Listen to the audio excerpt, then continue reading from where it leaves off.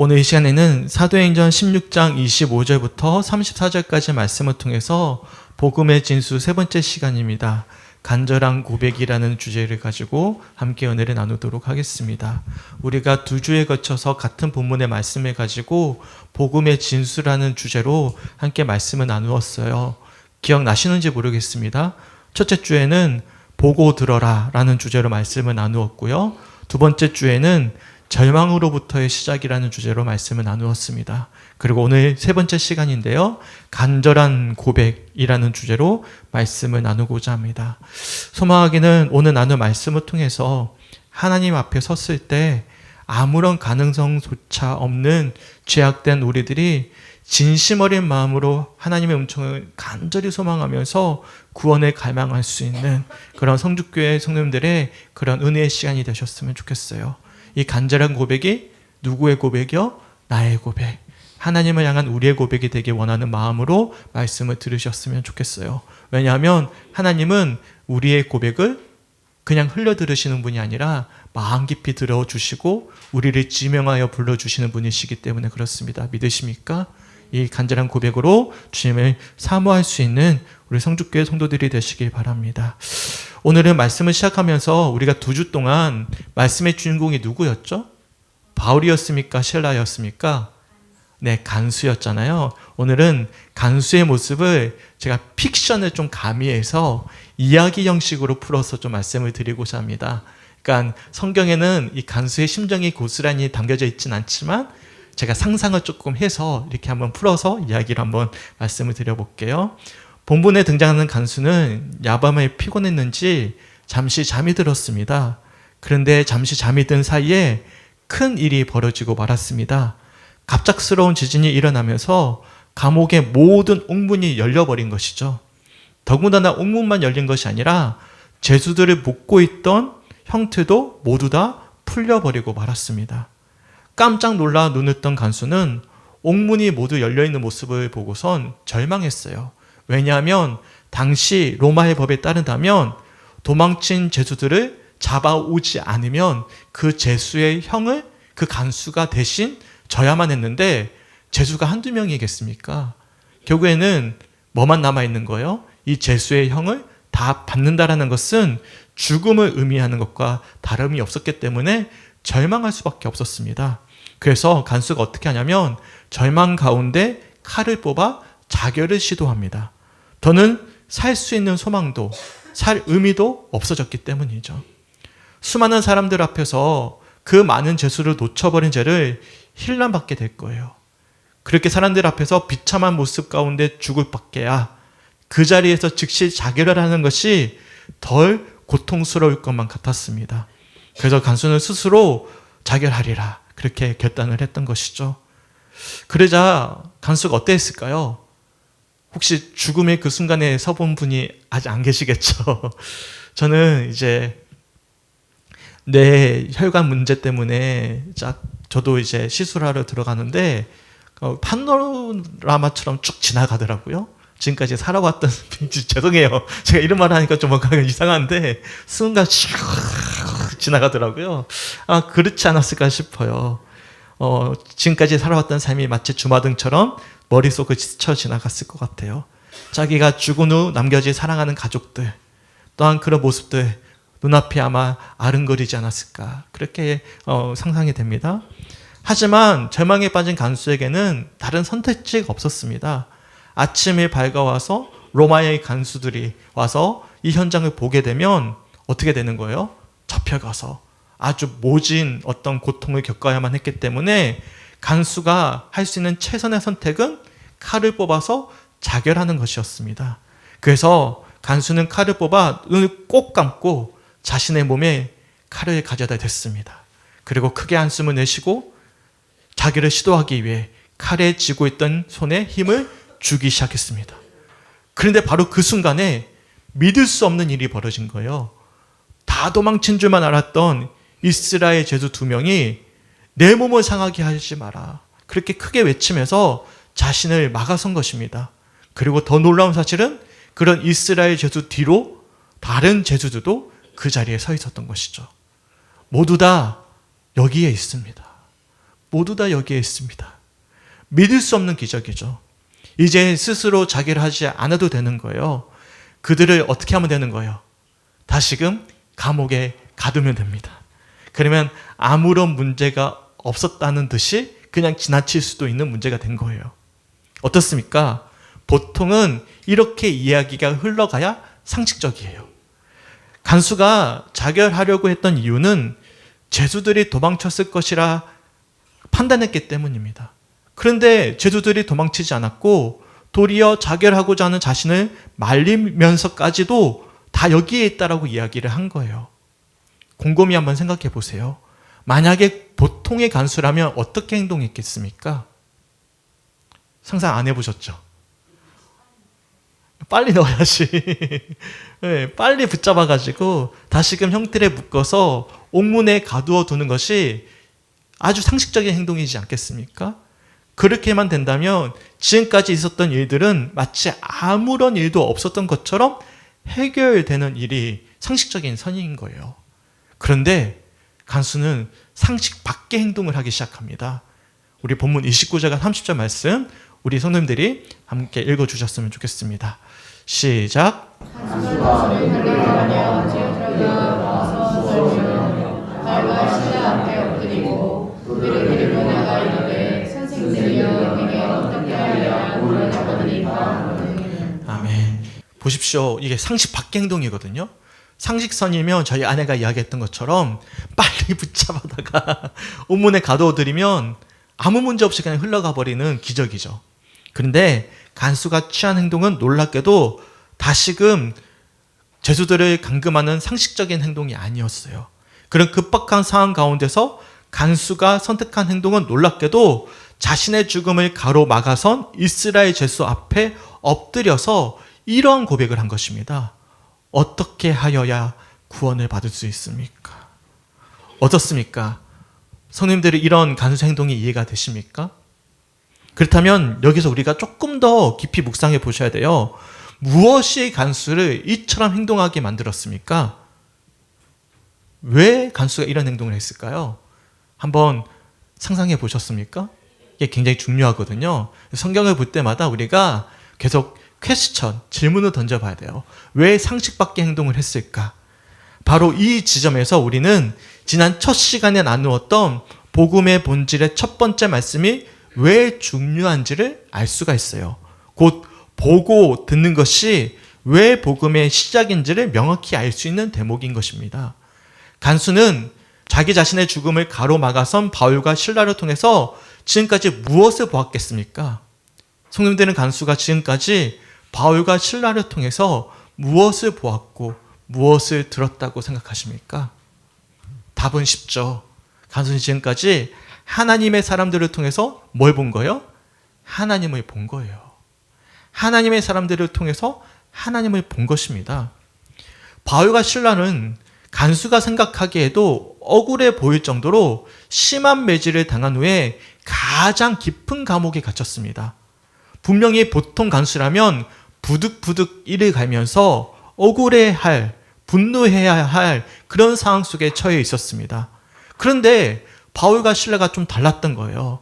그들은 다른 죄수들과는 달리 순순히 감옥에 갇히더니 갑자기 알아듣기 힘든 노래를 부르기 시작합니다. 그리고 큰 소리로 누군가를 향해서 기도하기 시작하는 것이죠. 그런데 그 내용을 들어봤더니 자신이 알아듣기 어려운 이야기이긴 했지만 막 분노하는 이야기가 아닌 거예요. 어떤 원망하는 외침이 아니었던 것이죠. 누군가를 막 찬양하는 듯한 기도와 노래였습니다.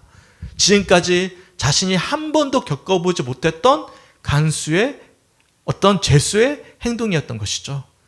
간수는 처음에는 잠시 그렇게 하다가 끝나겠지라고 상상을 했어요. 그런데 새벽녘까지도 끝없이 바울과 실라가 감사와 찬양의 기도와 어떤 그 노래가 계속 이어졌던 것이죠. 아마도 간수는 그렇게 바울과 실라의 찬양과 기도 소리에 귀 기울이다가 자신도 모르는 사이에 잠시 잠이 들었던 것 같아요. 근데 그때 갑작스러운 지진이 일어나면서 옥문이 모두 다 열려버린 것입니다. 제가 앞에서도 픽션을 가미해서 살펴봤지만 그런 상황 속에서 간수는 절망할 수밖에 없었습니다. 삶의 모든 소망이 사라졌고 더는 자기 자신의 힘으로는 아무런 조치도 취할 수 없는 절망적인 상황을 마주한 것이죠. 그런데 놀랍게도 그때 도망친 줄만 알았던 그 이상했던 새벽녘까지 찬양하고 기도했던 이 바울과 실라가 자결을 시도하던 자신을 막아선 거예요. 그러자 간수가 온몸에 두려움이 몰려왔습니다. 마치 모세가 불타지 않는 떨기나무의 기이한 모습에 두려워했던 것처럼 두려움이 몰려왔어요. 불이 타지 않는 떨기나무 모습 속에서 하나님의 음성을 들었던 모세처럼 간수 역시도 하나님의 사람들을 통해서 뭘 목격하고 있는 거예요? 하나님의 모습을 목격하고 있는 거예요. 달리 편에서 간수가 목격한 바울과 실라의 모습은 마치 모세가 목격했던 불타지 않는 떨기나무와도 같은 모습이었던 거예요. 여기까지가 지난주에 나누었던 복음의 진수 두 번째까지의 말씀이었습니다. 진정으로 이처럼 하나님을 보고 들은 사람에게 어떤 변화의 흔적이 나타날까요? 진심으로 말씀을 묵상하든지, 진심으로 예배를 드리든지, 기도하든지, 찬양하면, 그리고 정말 훌륭한 하나님의 사람들과 만나서 교제를 나누면 하나님을 경험하게 되잖아요. 하나님을 체험하면 처음에 어떤 변화의 흔적이 나타났습니까? 우리 첫 신앙을 한번 되돌아가 볼까요? 처음 주님을 만났을 때 어떤 반응을 보이셨어요? 너무나 기뻤습니까? 뭐 그런 분들도 계실 수 있어요. 근데 보통은요, 절망합니다. 절망해요. 하나님 앞에서 내가 얼만큼 지금까지 죄된 존재로 살아왔는지, 내가 아무것도 아니라는 존재라는 사실을 깨닫게 되는 것이죠. 나는 정말 하나님 앞에서 아무것도 아니구나. 지금 나에게 필요하신 분은 오직 하나님 한 분밖에 안 계시구나라는 사실을 절절한 마음으로 느끼게 됩니다. 저도 그랬어요. 저도 고등학교 2학년 때 우리 어머니는 모르겠지만 한라산 기도원에 억지로 끌려갔다가 그때 마지막 날 방언하고 싶어서 열심히 기도하다가 방언은 안 주시고 하나님 만났거든요. 그때 내가 얼마나 죄인인지를 알았습니다. 그리고 그 첫 주에 성찬식이 있었어요. 지금까지는 성찬식 날 포도주 주잖아요. 우리 아이들도 그거 기다리고 있을 텐데 그거 한번 먹고 싶어가지고 기다렸는데 먹었는데요. 이게 진짜 예수님의 피인 거예요. 우리 어머니는 모르실 거예요. 가가지고 막 절절하게 울면서 막 회개하면서 그때 제가 서원을 했거든요. 목회자 되겠다고. 서원 함부로 하시면 안 됩니다. 그때 서원을 했어요. 그때 느꼈던 절망감이 있는 거예요. 아, 나에게는 하나님밖에 답이 없구나. 그러고 나서 방황을 많이 했지만 서원하니까 시험이 많이 오더라고요. 그래서 그런 시간들이 있었어요. 절망하게 되는 것이죠. 그러면서 자연스럽게 하나님의 심판이 두려워지고 하나님께서 내 삶을 인도해 주시지 않는다면 제대로 내가 살아갈 수 없구나. 나는 연약한 존재라는 사실을 마음 깊이 느끼고 깨닫게 되는 것입니다. 우리 본문 29절 말씀을 함께 읽어봤으면 좋겠습니다. 시작. 간수가 등불을 달라고 하며 뛰어들어가 무서워 떨며 바울과 실라 앞에 엎드리고. 아멘. 간수는 등불을 달라고 하고선 바울과 실라가 서 있는 곳으로 두렵고 떨리는 마음으로 뛰어갔어요. 그리고 그들을 데리고 어떻게 하죠? 감옥 안으로 집어넣어야 되는데 이게 상식인데 어떻게 해요? 두렵고 떨리니까 하나님을 봤으니까 밖으로 데리고 나옵니다. 이어지는 30절 말씀도 함께 읽어봤으면 좋겠습니다. 시작. 그들을 데리고 나가 이르되 선생들이 아멘. 뭐라고 말씀하죠? 내가 어떻게 하여야 구원을 받을 수 있습니까? 이처럼 하나님 앞에서 죄인이라는 이 사실을 깨닫고 철저한 절망을 경험하게 된다면 간수의 간절한 고백처럼 누구를 찾을 수밖에 없어요? 하나님밖에 찾을 수가 없는 거예요. 답이 하나님밖에 없는 것이죠. 이것이 바로 복음의 진수 세 번째입니다. 첫 번째 보고 듣잖아요. 그러면 절망하게 됩니다. 절망하게 되면 세 번째가 있어요. 간절히 고백할 수밖에 없어요. 어떻게 해야만 구원받을 수 있습니까? 나 좀 살려주세요. 나 좀 붙잡아 주세요. 여기서 구원이라는 단어의 헬라어 원어는 소조라는 단어입니다. 단순히 어려움에서 벗어난다는 의미도 있거든요. 근데 주로 성경에서는 구원하다, 구원을 얻다라는 의미로 쓰입니다. 요한복음 10장 9절에 보시면 예수님이 이렇게 말씀하시거든요. 내가 문이니 누구든지 나로 말미암아 들어가면 구원을 받고 또는 들어가며 나오며 꼴을 얻으리라. 여기서 사용된 단어 구원과 오늘 본문에서 간수의 고백에 사용된 단어인 구원은 같은 소조라는 헬라어 단어입니다. 그래서 간수가 바울과 실라 앞에 엎드려서 묻고 있는 구원은 어떻게 해야만 내가 이런 어려움에서 벗어날 수 있겠습니까? 라는 차원의 질문이 아닌 거예요. 어떻게 해야 제가 이 어려움에 벗어날 수 있어요? 이런 차원의 문제가 아닌 거예요. 간수가 묻는 구원은 어떤 의미냐면 어떻게 해야 제가 당신들처럼 구원받을 수 있습니까? 어떻게 해야 내가 당신들처럼 하나님의 사람이 될 수 있습니까? 그런 의미가 담긴 물음인 것이죠. 다시 한 번 더 제가 오늘 본문 29절과 30절 말씀을 우리말 성경으로 한번 읽어드릴게요. 간수는 등불을 달라고 하더니 불이 나게 달려들어와 부들부들 떨면서 바울과 실라 앞에 엎드렸습니다. 그러고는 그들을 밖으로 데리고 나오면서 물었습니다. 선생님들, 제가 구원받으려면 어떻게 해야 합니까? 간수는 29절의 표현처럼 불이 나게 달려들어와 부들부들 떨면서 엎드린 후에 그들을 급하게 밖으로 데리고 나오면서 질문하는 거예요. 어떻습니까? 성도님들의 이런 간수의 행동에서 무엇이 느껴지시죠?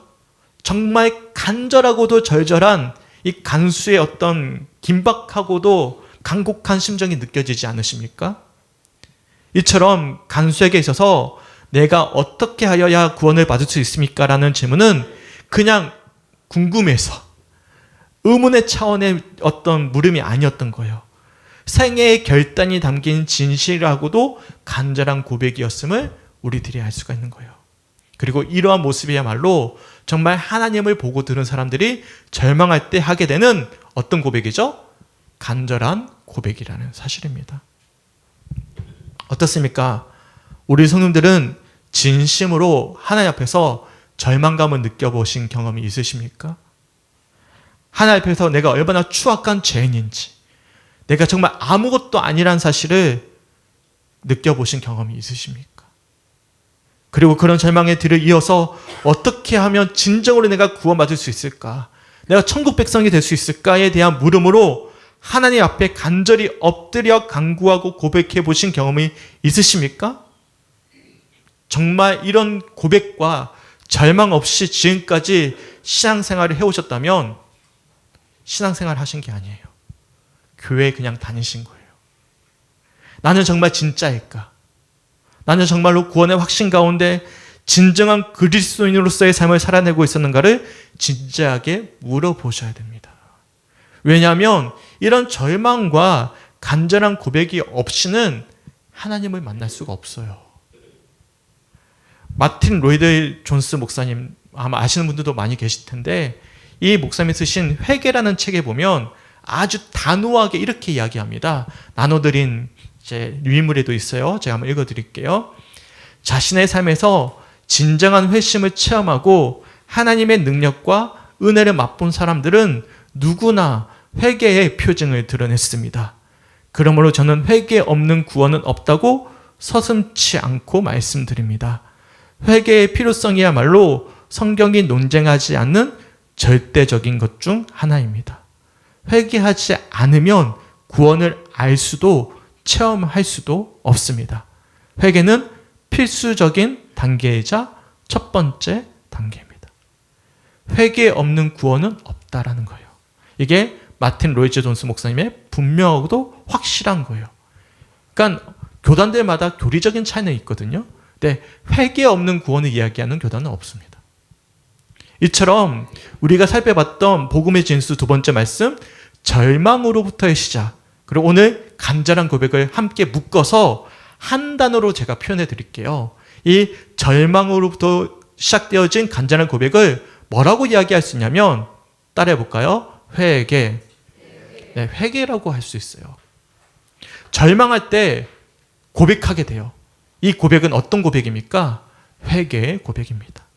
하나님 앞에서 절망하면서 하나님만이 구원자이심을 고백하는 이러한 간절한 고백이야말로 바로 회개라고 할 수가 있는 것이죠. 다른 편에서 진짜 복음의 시작, 우리의 은혜 회복은요, 뭘로 시작되는 거죠? 회개로 시작되는 거예요. 이 회개는 한 번으로 끝납니까? 그러면 이 구원파입니다. 아니에요. 한 주를 한번 되돌아보세요. 주님과 날마다 동행하셨습니까? 가족들과 사랑하면서 아름다운 말로써 사랑해 주셨습니까? 하나님 보시기에 정직한 삶을 살아오셨습니까? 우리 교수님이 이렇게 하시는데 아마 표현을 잘해주셔서 감사합니다. 그러면 우리에게 지금 이 시간 뭐가 필요한 거예요? 회개함이 필요한 거예요. 청교도 목사였던 리처드 백스터는 자신의 책 회개했는가에서 회개에 대해 이렇게 정의를 내립니다. 나눠드렸던 유인물 두 번째 문장입니다. 제가 한번 읽어드릴게요. 회개는 당신이 하나님 앞에서 영원히 죽을 수밖에 없는 죄인이라는 것을 진정으로 자백하고 그리스도의 십자가 공로로 말미암은 용서의 은혜를 받아들이는 것이다. 예수님을 당신의 주님과 구세주로 영접하고 죄와 사귀던 심령을 철두철미하게 부수는 것이며 죄의 본성을 지닌 인간으로서 죄와 맺었던 관계를 단절하는 것이다. 회개는 그리스도께 달려가 그분만을 피난처로 삼고 그분을 영혼의 생명으로 감사히 영접하는 것이다. 땅을 향했던 마음을 하늘로 돌리고 결코 꺼지지 않는 사랑으로 하나님을 사랑하는데 전념하는 것이다. 아주 명언입니다. 회개를 아주 정말 간략하게 간축해서 다 담아놓은 명문이어서 제가 가져왔어요. 이러한 간절한 고백, 이 회개가 이 시간 우리 성도들의 고백이 되시게 주님의 이름으로 간절히 축원합니다. 아멘. 우리는 지난 한 주 동안 박안서 작가가 쓴 한 말씀만 하소서를 요약한 내용을 읽고 오기로 했어요. 혹시 제가 나눠드렸던 유인물을 보고 느낀 점이 있으신 분은 자유롭게 한번 나눠주셨으면 좋겠는데 괜찮으실까요? 네, 제가 선물을 준비했거든요. 앞으로 나오시면 더 좋고요. 주예요? 왜냐하면 네, 앞으로 나오시겠어요? 네.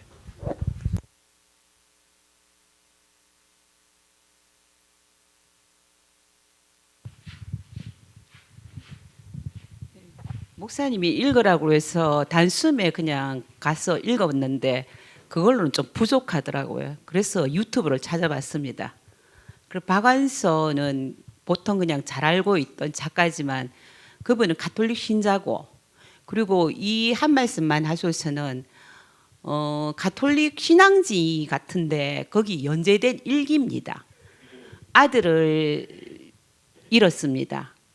아들은 25살 하고 5개월 된 아들이었는데 그 아들이 교통사고로 아마 죽은 것 같아요.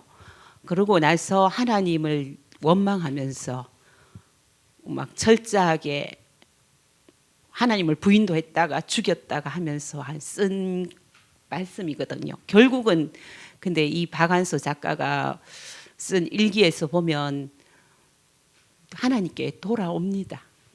그리고 새로 창작 활동을 합니다. 저는 이걸 보면서 저희 외할머니도 자식을 먼저 보냈어요. 2명이나. 외삼촌하고 저희 엄마하고. 근데 저는 그때 외할머니 마음은 잃지 못했거든요. 그리고 또 생각되는 게 저도 삶 속에서 살면서 절망할 때 하나님을 정말 죽였다가 살렸다가 내 마음대로 그러면서도 하나님밖에 없음을 또 고백합니다. 하나님이 없으면 저는 아무것도 아님을 고백하면서 이 책을 읽게 되었습니다. 감사합니다. 네, 감사합니다. 네, 잠깐만요. 그냥 가시면 안 되고 선물을 받아 가셔야죠. 네, 제가 박완서 책 한 권을 준비했습니다. 네, 유튜브로 보지 마시고 직접 보시면 될 것 같아요. 네, 두 권 남았습니다. 네, 네, 우리 하장로님도 한번 나와서 이야기 좀 해주시죠. 저는 이게 참 동병상련의 그 마음으로 이 책을 읽었는데 정말 저희 아들도 34살 때 주님이 주신 그 선물을 주님이 다시 가져가셨습니다. 그래서 제가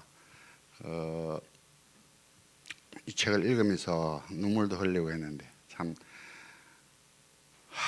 왜 하나님이 주시놓고 가져가시냐고 그 하다가 난 이제 욕까지 했습니다. 제가 술을 엄청 먹었어요. 서철봉 목사님도 저를 보시는데 그 당시만 해도 안수 집사였는데 안수 집사가 술이 떡이 돼가지고 지 아들 하나 죽었다고 하나님 원망하고 막 욕을 했어요. 그렇지만은 이분은 다시 돌아와가지고 자기 죄임을 깨닫고 그래 하는 걸 끝까지 보면서 내 마음하고 똑같다 하는 그걸 느꼈습니다.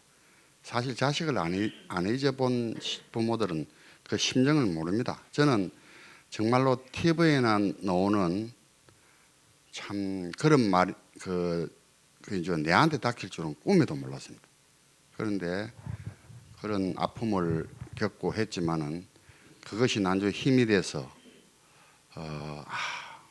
참 그 어머니가 더 참 막 미쳐나가고 환장해야 되는데 이 속된 말 같아 환장해야 되는데 제가 진짜 환장을 했어요. 한 5년 동안은 정말로 힘이 들었어요. 담배를 끊었어요. 그 당시에 끊어가 있었는데 나도 모르게 담배가 들어있어요. 주머니에. 나도 모르게 마트에 들어가서 라이터하고 담배를 샀어요. 그것을 모른다 하는 것은 그때 내가 정신이 없었다 하는 뜻입니다. 내가 강변에 앉아가지고 담배를 품고 있더란 말입니다. 끊었는데 나도 모르게 담배가 어디서 났지 이랬습니다. 그 정도로 내가 참 이게 쉽게 말하면 이게 참 뺑 돌았습니다. 뺑 돌아온 상태에서 참 그런 것도 있었는데 정말 이 책을 읽으면서 참 많이 울었습니다. 이런 아픔이었겠구나. 안 미치겠습니까? 우리 아들은 그래도 내 옆에 34년 동안 있었는데 이 아들은 25살밖에 안 있었으니까 얼마나 더 아프겠습니까? 그래서 우리 아들 생각도 나고 내가 늘 오토바이 태워가지고 앞에서 우리 저거 할아버지 집에 소고기 갈은 거 칼치 제일 좋은 거 사가지고 왔다 갔다 하는 그 기억이 나서 가면 할아버지가 좋아 할아버지 하는 그 기장이 떠오르고 눈에 생생해서 이 책을 참 너무 감명 깊게 읽었고 끝에는 또 내하고 또 일치되는 부분이 많고 이래서 참 너무 은혜스러웠습니다. 감사합니다. 감사합니다. 네, 이렇게 선물 드릴게요. 네, 장로님 나누기 어려운 간증과 또 삶을 이렇게 나눠주셔서 너무나 감사한 것 같아요. 저가 장로님 귀하게 여기는 부분이거든요. 하여튼 너무 감사하고요. 마지막 한 분 남았습니다. 네, 우리 교수님. 네. 박안서 작가의 그 절망과 고통, 저주 있는 게 너무나 공감이 가갖고 제가 1973년 5월 3일 어머님이 한 달 만에 56세의 나이로 돌아가셨습니다. 그 73년도는 어떤 했냐 하면은 제가 김천에 발령받아가지고 9년 하다가 9년 만에 대구로 돌아왔습니다. 대구 들어가 대구 제일 좋은 대구 중앙국민학교 그 김성 중앙국민학교에서 대구 중앙국민학교 바로 왔는데 그거는 그때 한 400명 중에 경북에서 들어오는 사람 중에 딱 한 사람만이 성적이 제일 좋은 사람만이 대구 중앙국민학교 발령받는데 3월 1일에 발령받아가지고 3월 초 되면은 그때는 가정방문 가는 게 있었습니다. 가정방문을 또 하니까 이렇게 사는 사람들도 있는구나. 너무나 잘 살아요. 그거 중앙통에 전부. 그래서 가는 집집마다 그 봉투를 줍니다. 그래 일주일 동안 그 가정방문을 했는데 하루에 한 7개, 8개씩 봉투를 받아가 어머님한테 갖다 드리면 거기 본 것보다 훨씬 많았습니다. 봉급이 한 10배쯤 이렇게 됐어요. 그 어머님이 그걸 받아보고 너무나 좋아하는 거예요. 그래 그 어머님 얼굴에서 내가 뭘 느끼나 하면은 이제 그 당시에는 그 국민학교 선생 집에 중고등학교 선생님이 전세 살고 대학 교수가 월세 산다 할 정도로 지금하고 영 바뀐 그런 시대였습니다. 그래 그 뭘 느끼나 하면은 이제 아침 저녁으로 국수 안 먹어도 되겠구나. 또 교회에 나가서 그 주일 현금, 월정 현금을 부끄럼 잡게 조금 더 낼 수 있겠구나. 그걸 느끼고 그 기뻐하는 모습, 그게 지금도 생생하거든요. 또 지금도 어머님 생각하면은 또 가슴 아픈 그 모습이 뭐냐 하면은 중학교 때 내가 1등을 모였습니다. 그러니까 1등만 하면은 공덕금이 맺어야 되는데 졸업할 때 3등으로 졸업했어요. 시험 칠 때 등록금을 안 내면은 사무실에서 부모님을 데려와 가지고 약속하마 시험을 쳐주고 이랬거든요. 부모님 데리고 오라 하는데 그 이제 대구 명동 로터리에서 버스를 타고 한 1km쯤 되는 학교까지 가는데 시간은 뭐 시험 칠 시간 9시 다 돼 가는데 나는 마음이 급해가 늦으면 시험 못 친다 싶어 막 빠른 걸음으로 오면은 오다가 뒤로 돌아보면은 어머님이 저 뒤에서 아들 놓칠까 싶어가 막 춤추듯이 막 걸어옵니다. 왜 춤추듯이 걸어오는 빨리 막 오느냐 하면은 어머님이 다리가 약간 저려요. 다리가 약간 저는데 천천히 걸으면 잘 모르는데 빨리 걸으니까 막 춤추듯이 따라오는 그 가슴 아픈 모습, 또 어머니 봉투 받아가 좋아하던 그 모습, 그 두 얼굴이 또 5월 3월 지나고 4월 달에 어머님이 자꾸 기침을 하면서 목에서 피가 올라온다 이래요. 그래가지고 미국 저 서울에 내 아는 그 병원이 있어가지고 거기에 그 입원을 시켰어. 입원을 시켰는데 5월 3일 한 달도 안 됐지. 그런데 위독하다고 올라오라 그래. 그래 가니까 막 임종을 하는 순간 입원식에 놔놓고 딱 한 번도 못 갔어요. 임종할 때 갔다 갑니다. 그래 그때 이래 보니까 임종을 하는데 이제 임종을 정오쯤 했지요. 그 고통스러워하는 모습, 숨 넘어갈 때 그 고통스러운 모습, 그때 내가 뭘 느낀다면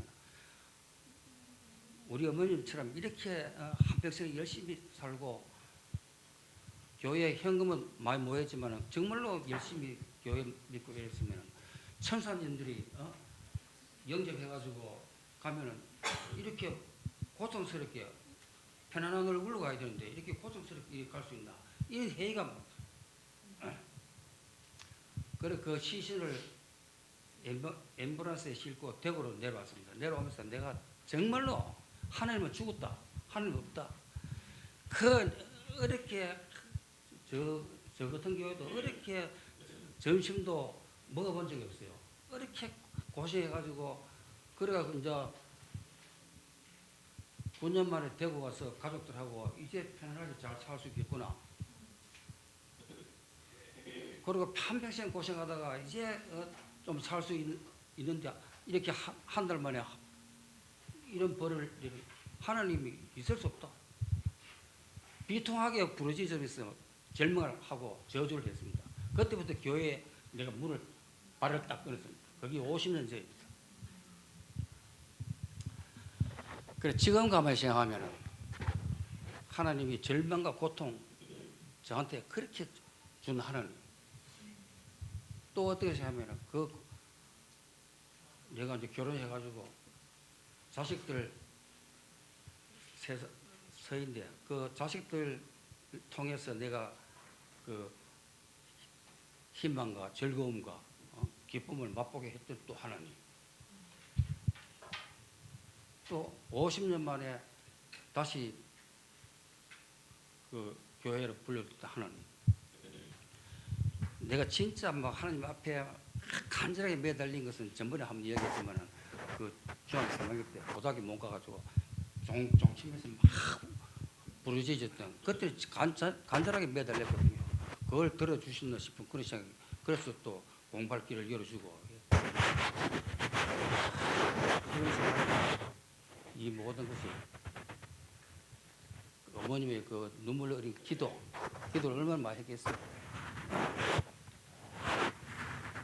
이 모든 것이 하나님의 섭리의 정말 뜻이 아니라 이러시고 지금은 제가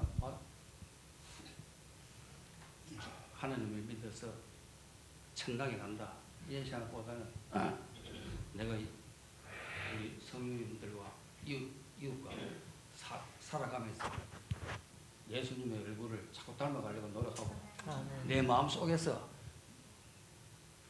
천당을 만들고 천국을 만들고 그런 심정으로 지금은 그렇게 됩니다. 네, 감사합니다. 와. 네, 우리 교수님 선물 받아 가십시오. 네. 오늘 설교 다 했습니다. 아, 너무 좋네요. 네, 정말 눈물 어리고 정말 절절한 우리 성도님들의 고백. 우리 최한주 성도님에게 그런 어떤 스토리가 있는지 몰랐어요. 이렇게 나눠주셔서 너무나 감사하고, 우리 장로님은 제가 이미 알고 있었고, 우리 인영 집사님들께 나눠주셔서 너무나 감사하고 그렇습니다. 제가 좀 말씀을 좀 마무리를 좀 할게요.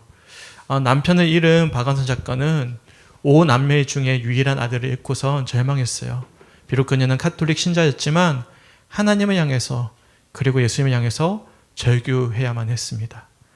나눠드렸던 책자 3페이지를 보시면 아들을 잃은 지 얼마 되지 않은 9월 17일 일기에 이렇게 기록되어져 있어요. 제가 한번 읽어드릴게요. 그저 만만한 건 신이었다. 온종일 신을 죽였다. 죽이고 또 죽이고 100번 고쳐 죽여도 죽일 여지가 남아있는 신. 증오의 마지막 극치인 살인. 내 의를 위해서도 당신은 있어야 돼. 저는 우리 장로님처럼 아들을 잃는 그 절망까지는 온전히 경험하지 못했어요. 하지만 태어난 지 얼마 되지 않았던 둘째 아이가 2주 만에 대학병원의 중환자실에서 한 달 동안 생사를 오가는 그런 시간을 경험했습니다. 제가 이 사진을 보여줄까 말까 막 엄청나게 고민을 했어요. 제가 안 보는 사진이거든요. 이게 우리 주위의 사진이에요. 태어난 지 2주도 안 됐던 아이를 대학병원 중환자실에 맡겨두고선 제가 교회를 돌아오는데요. 그때의 심정을 이루 말할 수가 없어요. 만약에 조금의 재정의 여유가 있어서 우리 아내를 산후조리원에 보냈다면, 태어나자마자 집으로 데려오지 않고 산후조리에 보냈다면 아이가 이 병에 안 걸렸을 텐데, 이게 옮겨서 그랬던 거였거든요. 몇 번이고 제가 되뇌이면서 돌아왔어요. 그리고 저는 곧바로 교회 2층에 있던 소예비실로 올라갔습니다. 그리고 몇 시간이든 교회 온바닥을 뒹굴었어요. 뒹굴면서 내가 뭘 그렇게 잘못했냐고, 무슨 원한이 있어서 이런 아픔을 주시냐고, 정말 하나님이 살아계신 거 맞냐고 울부짖었던 그날 밤을 제가 잊을 수가 없습니다. 이후로도 한 달 동안 그 먼 고속도로를 하루에 2번씩 왔다 갔다 했어요. 중환자실을. 근데 어느 날은 둘 다 녹초가 된 거예요. 조그마한 마티즈 타고 그 왔다 갔다 하다가 이천 하이닉스 앞이었어요. 서가지고는 둘 다 완전히 지쳐가지고 멍하니 막 펑펑 울었던 그날 밤을 평생 잊을 수가 없습니다. 그리고 나서 정말 오랫동안 재활 과정을 거쳐서 뒤에 보면 건강한 주애가 앉아 있습니다. 저에게는 너무나 감사하죠. 사실 저는 지금까지 그런 시간들을 통해서 하나님을 수없이 죽였어요. 제 마음 가운데 죽이고 또 죽였습니다. 그래서 그동안에 하나님을 죽였던 세월을 다 세월어 본다면 저는 이 자리에서 말씀을 전할 수가 없는 죄인 중에 괴수라고 할 수 있어요. 그래서 박완서 작가가 고백한 내 의를 위해서라도 당신은 있어야 돼 라는 심정이 어떠한 심정에서 나온 절절한 고백인지를 저는 조금이나마 공감할 수가 있습니다. 그렇게 그녀는 하나님 앞에서 절망하고 또 절망했지만 결국에 그녀가 내린 결론이 있어요. 우리가 책을 보셔서 아시겠지만 참을 수 없는 구토가 올라와서 화장실 앞에 엎드려서 점심을 먹었던 모든 것을 다 토해냈어요. 근데 놀랍게도 그 자리에서 자신을 향한 하나님의 뜻을 깨닫게 됩니다. 조금 긴 내용이지만 나눠드렸던 책자 11페이지부터 12페이지까지의 내용을 제가 이 자리에 읽어드릴 자신이 없어서 영상으로 만들었습니다. 영상으로 한번 보도록 하겠습니다.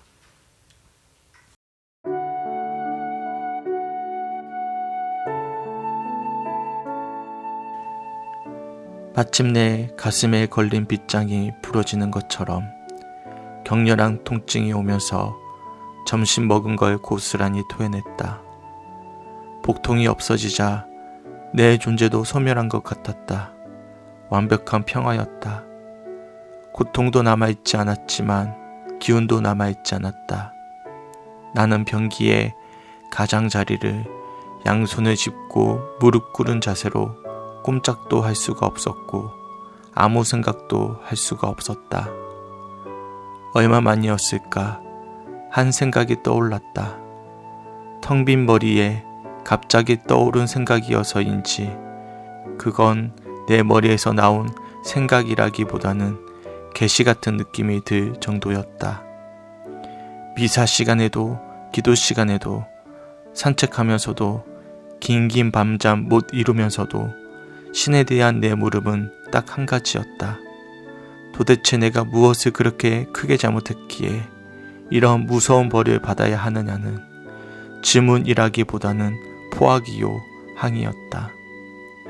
그러니까 내가 신의 부당함을 항의하고 내가 억울하다고 주장할 수 있는 유일한 근거는 나는 그닥 죄가 없다는 것이었다. 내가 죄가 있다면 어디 말해보시지 하는 신에 대한 일종의 시험이었다. 십자가 밑에서 밤새도록 몸부림치며 구해도 얻어낼 수 없었던 응답이 하필 변기 앞에 무릎 꿇고 앉았을 때 들려올 게 뭐였을까? 그때 계시처럼 떠오른 나의 죄는 이러했다. 나는 남에게 뭘 준 적이 없었다. 물질도 사랑도. 내가 아낌없이 물질과 사랑을 나눈 범위는 가족과 친척 중에 극히 일부와 소수의 친구에 국한돼 있었다. 그 밖에 이웃이라 부를 수 있는 타인에게 나는 철저하게 무관심했다. 위선으로 사랑한 척한 적조차 없었다. 물론 남을 해친 적도 없다고 여기고 있었다. 모르고 잘못한 적은 있을지도 모르지만 의식하고 남에게 악을 행한 적이 없다는 자신감이 내게 신에게도 겁먹지 않고 당당하게 대들 수 있는 유일한 도덕적 근거였다. 주지도 않고 받지도 않은 타인에게 대한 철저한 무관심이야말로 크나큰 죄라는 것을, 그리하여 그 벌로 나누어도 다함이 없는 태산 같은 고통을 받았음을 나는 명료하게 깨달았다. 하필 변기 앞에 무릎 꿇은 자세로 나는 그 정답에 머리 숙여 승복했다. 나중에 나의 간지가 또다시 빠져나갈 구멍을 찾게 될지도 모르지만 적어도 그 순간만은 그건 꼼짝달싹도 할 수 없는 정답이었다. 그리고 구원이었다. 고통도 나눌 가치가 있는 거라면 나누리라. 주여 나를 받으소서. 나의 모든 자유와 나의 기억력과 지력과 모든 의지와 내게 있는 것과 내가 소유한 모든 것을 받아들이소서. 나의 고통까지도 당신이 내게 이 모든 것을 주셨나이다. 주여 이 모든 것을 당신께 도로 드리나이다. 모든 것이 당신의 것이오니 온전히 당신 의향대로 그것들을 처리하소서. 내게는 당신의 사랑과 은총을 주소서. 이것이 내게 족하나이다. 이윽고 기운을 차리고 화장실에 나왔다. 침대에 누우니 극심한 고통에서 벗어난 육신이 그렇게 편안할 수가 없었다. 몸이 아무데도 불편하거나 아프지 않다는 사실 하나만으로도 감사해야 마땅할 것 같았다. 세상 모든 즐거움에 뜻이 없다고 여겼는데 몸에 아픈 데가 없다는 사실에 거의 행복감에 가까운 기쁨을 느끼고 있었다. 감미로운 잠이 엄습했다.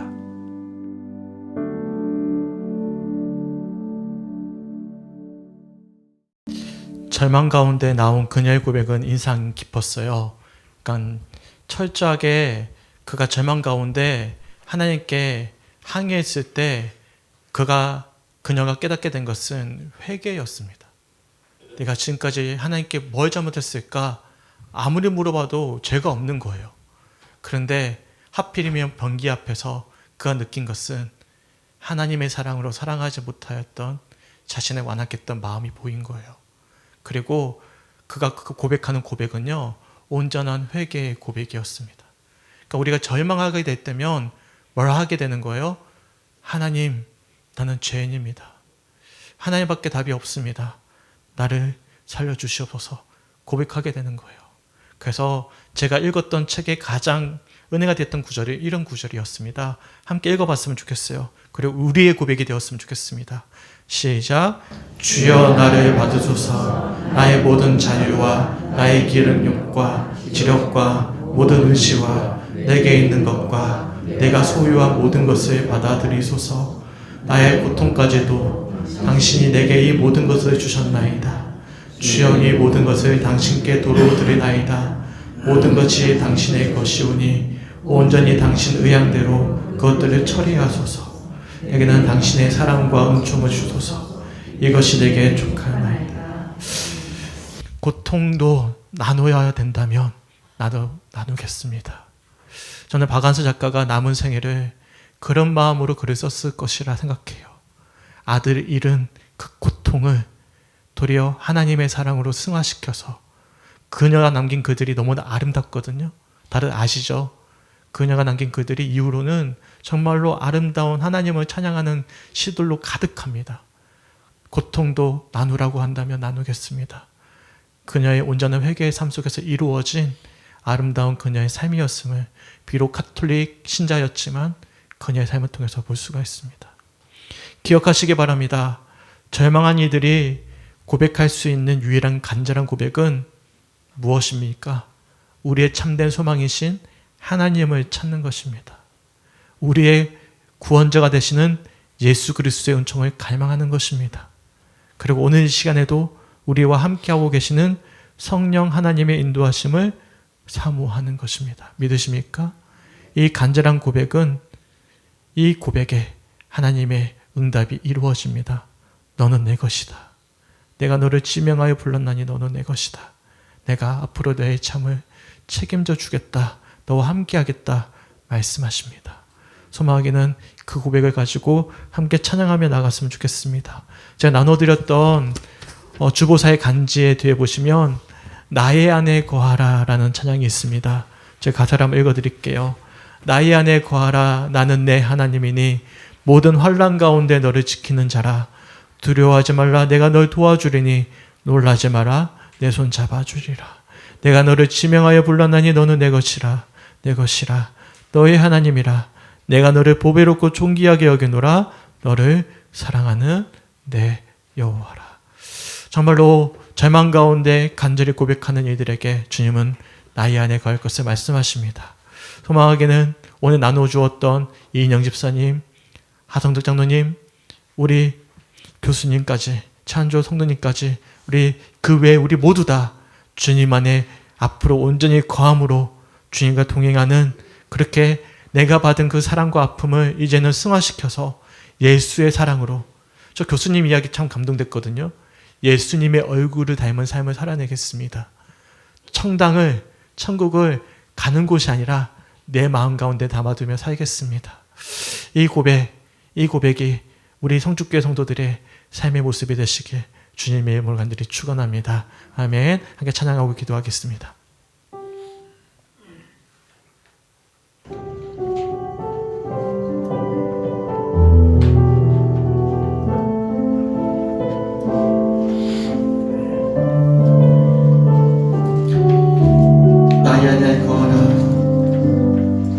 나의 안에 거하라. 나는 내 하나님이니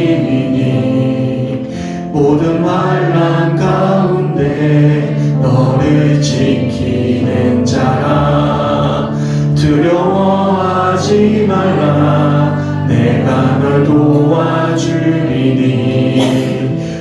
놀라지 말라 내 손 잡아주리라 나의 안에 거하라 나는 내 하나님이니 나의 안에 거하라 나는 내 하나님 모든 환난 가운데 너를 지키는 자라 모든 환난 가운데 너를 지키는 두려워하지 말라 두려워하지 내가 널 도와주리니 내가 널 도와 놀라지 말라 내 손 잡아주리라 놀라지 말라 내 손 잡아주 내가 너를 지명하여 불렀나니 너는 내 것이라 내가 너를 지명하여 불렀나니 너는 내 것이라 내 것이라 너의 하나님이라 내가 너를 보배롭고 존귀하게 여기노라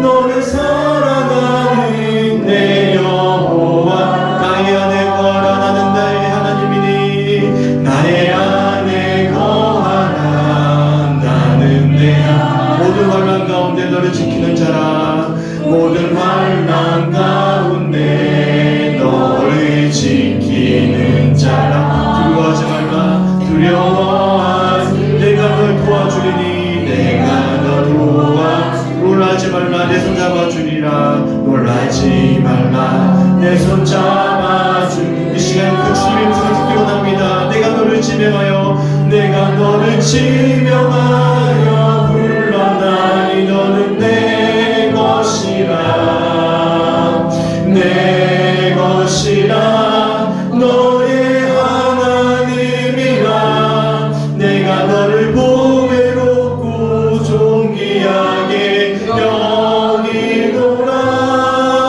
너를 사랑하는 내 여호와 내가 너를 지명하여 불렀나니 너는 내 것이라 내가 너를 지명하여 불렀나니 너는 내 것이라 너의 하나님이라 것이라 너의 하나님이라 내가 너를 보배롭고 존귀하게 여기노라 너를 사랑하는 내 조용한 목소리 한 번 더 부릅니다 내가 너를 지명하여 불렀나니 내가 너를 지명하여 불렀나니 너는 내 것이라 내 것이라 내 것이라 내 것이라 너의 하나님이라 내가 너를 보배롭고 존귀하게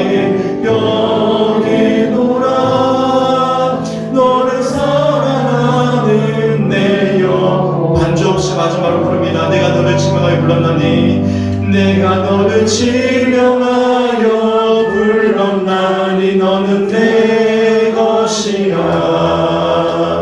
내 것이라 너의 하나님이라 내가 너를 보배롭고 존귀하게 여기노라 너를 사랑하는 내 여호와라 오늘 주신 말씀 붙잡고 함께 기도하기 원합니다 함께 기도하겠습니다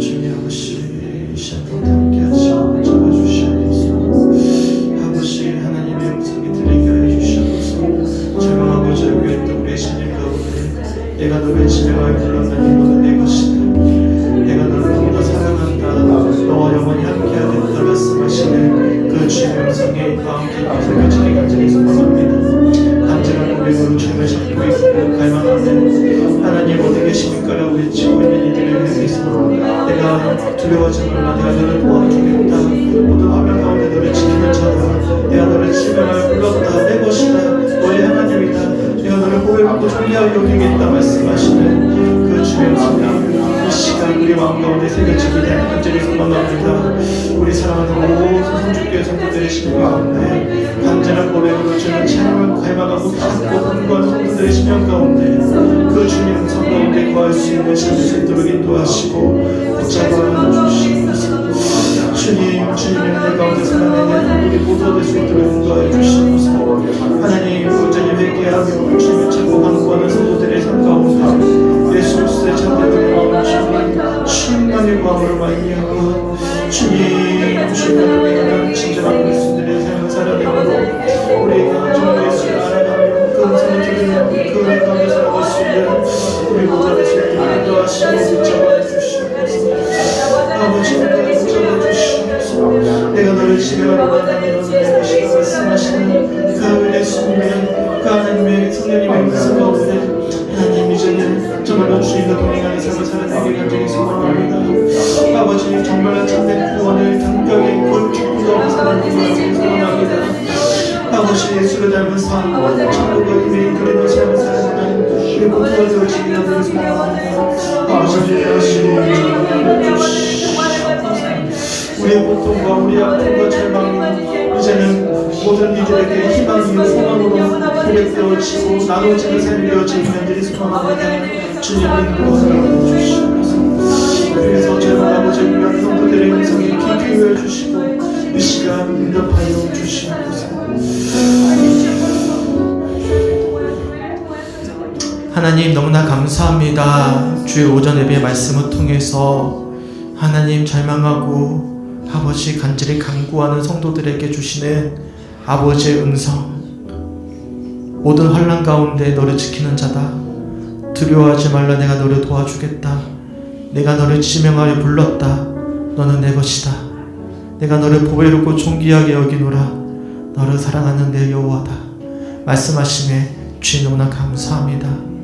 온전히 회개하며 이제는 주님만을 소망하며 살아가는 우리 모든 성축교회 성도들이 이제는 예수님을 닮은 삶을 살아낼 수 있도록 인도하여 주시고 우리의 고통과 절망을 주님의 사랑으로 승화시켜 주셔서 세상 가운데 절망하는 이들에게 우리의 삶을 통해서 주님의 살아계심을 삶의 향기를 통해 전할 수 있는 우리 사랑하는 성축교회 성도들의 한 주간의 삶 될 수 있도록 인도하여 주시옵소서. 더 나아가 주님 우리의 절망과 우리의 회개를 들으시고 우리를 변화시켜 주셔서 예수님과 날마다 동행함으로 우리가 바로 예수의 제자임을 기억하며 살아내는 한 주간의 삶 될 수 있도록 주님 인도하여 주시옵소서. 그리고 날마다 내가 너를 보배롭고 존귀하게 여기며 사랑한다라는 그 날마다의 음성 가운데 살아내는 우리 성축교회 성도들의 한 주간의 삶 될 수 있도록 주님 축복하여 주시옵소서. 감사드리며 우리를 사랑하시는 예수님의 이름으로 간절히 축복하며 기도드렸습니다.